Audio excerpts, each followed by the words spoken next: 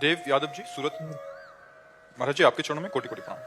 महाराज जी, मुझे ये प्रश्न करना है कि हमें हमारे भूतकाल में हुए कोई भी घटना से प्रेरित और उसका असर इस प्रकार होता है कि वर्तमान में कोई भी निर्णय। असल बात आप डिलीट करना नहीं जानते। खास बात यह है, जो कत्य सामग्री रखी रहती है वही बार बार सोच में आती रहती है और वही आपको कमजोर करती रहती है, वही आपको भयभीत करती रहती है, वही आपको विषाद देती है, वही उद्विग्न करती रहती है। जैसी घटना हुई वैसा ही वो परिणाम देती रहती है। उसको डिलीट करना चाहिए। अब यही अध्यात्म की कला ना होने के कारण हर बात को तुरंत निर्णय किया ये रखने लायक है कि डिलीट करने लायक है। रखने लायक होते रख दिया, नहीं उदासीन हो गए, वो आती आती आती डिलीट हो जाएगी अपने आप। नाम जब चलेगा तब नाम जब करते हो, नहीं अभी सही ढंग से नहीं करते हो, नहीं ये डिलीट हो जाता अब तक।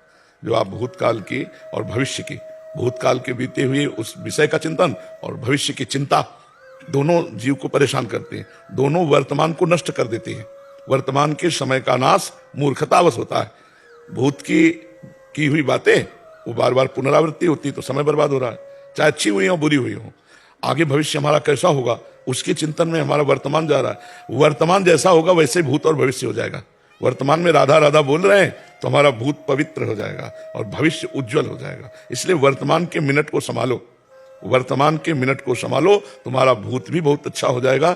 जो उसमें पाप हुए हैं, गलत बातें हुई, वो सब नष्ट हो जाएंगी और भविष्य आपका परम उज्जवल मंगल में हो जाएगा। वर्तमान में कृष्ण कृष्ण बोलो, राधा राधा बोलो, राम राम बोलो, हरि हरि बोलो। ये सबके लिए कह रहा हूं। अगर नहीं बोलोगे, नहीं जपोगे तो ओवर थिंकिंग, बेकार की ज्यादा चिंतन, वो तुम्हारी शक्ति का ह्रास करेगा और धीरे धीरे इसी में फिर डिप्रेशन प्रकट हो जाता है। बार बार वही बातें और वो सब संसारिक बातें हैं, सब नकारात्मक बातें हैं, उनमें कोई सुख है नहीं तो जीव जलने लगता है। जलते जलते इतना नकारात्मक सोच में कि वो डिप्रेशन जिसे कहते हैं वही आ जाता है। इसलिए नाम जप अत्यंत आवश्यक है। हर सुख की प्राप्ति नाम जप से हो जाएगी, हर दुख की निवृत्ति नाम जप से हो जाएगी। नाम जप करो तो नाम जप की कला में आप डिलीट करना सीख जाएंगे। जैसे संसारी आदमी होता है, 10 वर्ष पहले कभी गाली दी होगी, देखते ही उसको जलन पैदा हो जाएगी, क्योंकि अभी जेव कहते वो गाली रखी हुई उसके पास, उसने डिलीट नहीं किया। ऐसे हमारे अनंत जन्मों के संस्कार रखे हुए हैं, सबको डिलीट करना है, तभी तो खूब भजन करना पड़ता है। और जहां निर्मल हो गया मन, श्री भगवान का साक्षात्कार हो गया।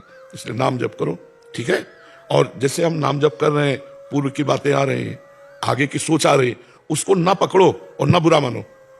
समझ रहे हो? पकड़ना होता है कि उसमें डूब गए, बहुत अच्छा है, और ना बुरा मानो ये क्यों आया, वो अपने आप डिलीट कर देगा नाम। आपको सिर्फ ध्यान देना है राधा राधा राधा राधा।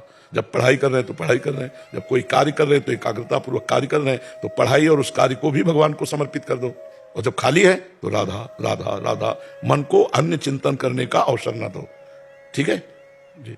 अच्छा पवित्र भोजन पाओ, गंदी बातें मत देखो, गंदी बातें मत सुनो, गंदी बातें मत करो, अच्छे बच्चे बन जाओगे जी। महाराज जी, मुझे मेडिटेशन करने में बहुत दिक्कत होती है, ध्यान करने में मन बिल्कुल ध्यान ना करो, तुम राधा राधा बोलो, ध्यान जाए जाने तो जहां जाए।